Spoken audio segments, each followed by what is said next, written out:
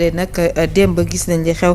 ci port autonome bu Dakar port boobee nag luñ fa daal di nemmeeku moom moo di ancien ex travailleurs yooyee tolloon ci limu 700 gi dañoo wàcc ca kanamu direction générale ba lañ doon sàkk moom mooy ñu daal leen dugalaat ci biir port autonome de Dakar lañ ca wax itam daanaka nit ñi gis nañ ko dégg nañ ko jàpp nañ ni directeur général bi di Waly Diouf Bodian dafa nekk actuellement di remplacer di def ay recrutement politique ñi nga xamante ne moom ñoom ñoo daal di far naka lay jàngatee li nga xamante ne nemmeeku nañ ko ci ñooñee ñu d'accord ñu ñëw tey jii def sitting ci buntu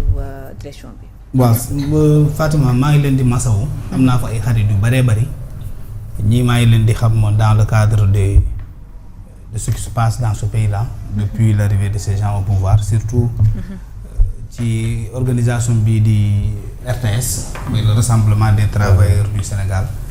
di ci profito di jaajëfal kii di Boubacar Fall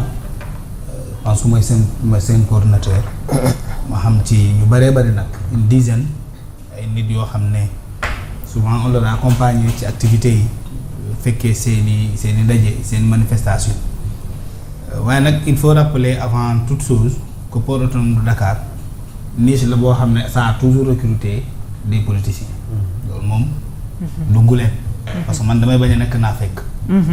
port autonome de Dakar moom directeur bu si mës a ñëw recrutement politique ngay def depuis Abdou Diouf niche la boo xam ne da ngay recruter ba sonn du fees parce que am na capacité bi am na potentialité bi ça a toujours recruté pour le parti au pouvoir ay nit ñoo xam ne parfois sax duñu am benn compétence li ci gën a metti parfois duñu xëy si duñu liggéey si fin du mois bu jot ñu fay leen seen salaire loolu moom yàgg na am port waaye nag ñii nuñ koy defee moo xaw a doy waar tuuti c'est que dañoo licencier 700 personnes à la fois 700 poussière en ëpp na ko sax d'ailleurs parce que quelqu'un m'a parlé de près de 800 personnes am na ñoo xam ne sax finalement on les retrouve plus avec les lots de conséquences que cela a entraîné conséquences yu dul jeex dans les familles ci liggéeyukaay yi ci dignité wu nit ki parce que man nit sam fi ma dëkk man nit mës na ma topp de ndaxe dama may seet ko am nga tere dafa doy waar di nga dëkk ak nit ki mu ràññee la xam la mais du feeñu ngeen di dajee di rombante tous les jours nit ki dafa ma topp ba sama buntu kër man te man j'habite awoon du dëkkuma ci réseaux sociaux yéeg topp ma ci escalier yi mu yor benn mbuus bu am ay kii di nu mu tudd salaire bu la fay bulletin de salaire avec son contrat nit ki def na 15 ans au port autonome de Dakar ñu xëy rek dax mu amoon 16 enfants ci ay école privée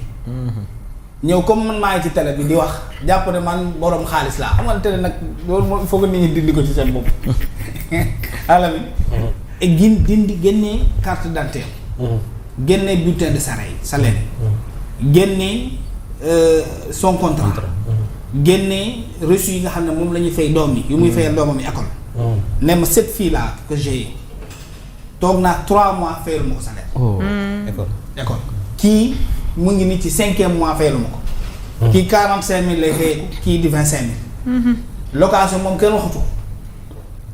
ne ndax mën naa ko dimbali mu fay au moins serait-ce que pour un seul de ses enfants qui est inscrit à l'école port autonome de Dakar moo teg loolu borom kër ci ay dàq yoo xam ne du dëgg te waa ji n'a aucune coloration politique ci lu mu wax musul dem ci permanence musul dem ci parti politique musul dem cotiser parti musul dem meeting xamul benn leader politique ñu xëy ñu boole ko ñuy dàq ndax benn ligne mooy toog fale ci liggéeykaay di signaler ay nit ne diw ak diw APR lañu bokk loolu ce n'est pas normal c'est inhumain da ngay tu retires la personne sa dignité Lamine ñun suñu petit salaire yi ñuy am fii boo ko xañee nit rek yaa ngi koy rey yaa ngi koy duggal ci musiba bu dul jeex loolu port autonome de Dakar ak yeneen organisation ak ci ñi nga xam ne ñoo teye structure yooyu ñoo ngi koy teg ak nit ci ay jafe-jafe yoo xam ne kenn mënu ko en tout cas mesurer muy une réalité qui est là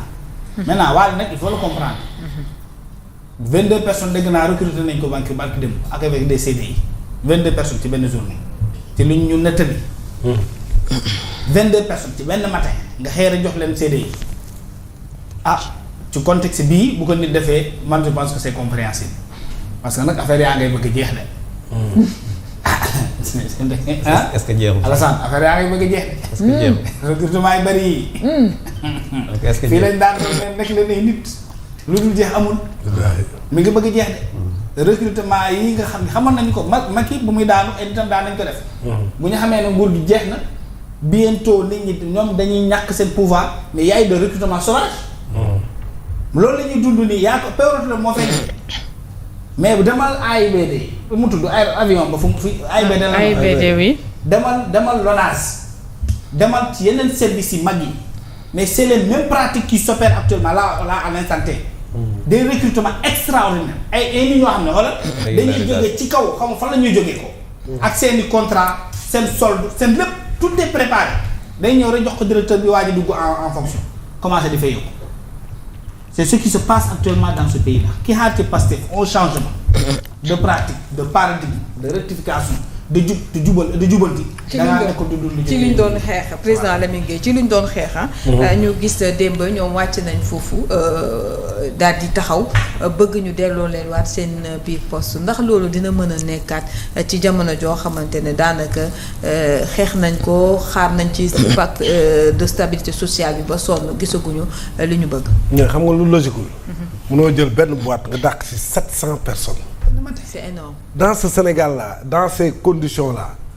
de vie yi nga xam ne ñun moom la ñuy vivre mais comment on peut laisser faire ça bu fekkee ni yow yërëm nga Sénégalais yi ku xam conditions yi nit ñuy dundee actuellement conditions yi famille yi dundee nga mën a jël d'un seul coup 700 personnes. saa waay 700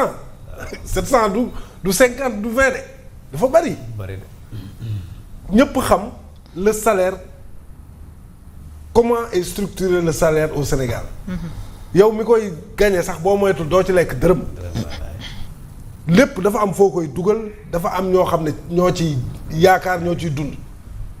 mais pour man loolu kenn c'est-à-dire loolu boo nekkee kilifa sax boo ko déggee da nga war a woowaa ji ne ko arrête ça lii mënta ne. il faut pas renvoyer 700 personnes. c'est 700 familles. donc moi je pense que même multiplier par deux. mais bien sûr dina gérer këram. am ñu muy dimbali mooy li ma rek un salaire au Sénégal dafa transversal. minimum 10 personnes. c'est ça donc yow tu multiplies 700 tu retombes à combien de personnes. 700 millions. pour une décision boo xam ne benn waay moo koy jël alors que tu as raison la structure moom moo leen jëloon te bàyyi leen fa du ko wàññi dara waxuñu kenn bu mu jël de. mais préserve quand même les emplois qui sont là-bas ñoo xam ne port nag ngay gis nit koo xam ne def na fa presque 10 ans te amul contrat mais kooku mënoo ñëw dàq ko noonu quand même parce que de fait sax dañ ko waroon bindal contrat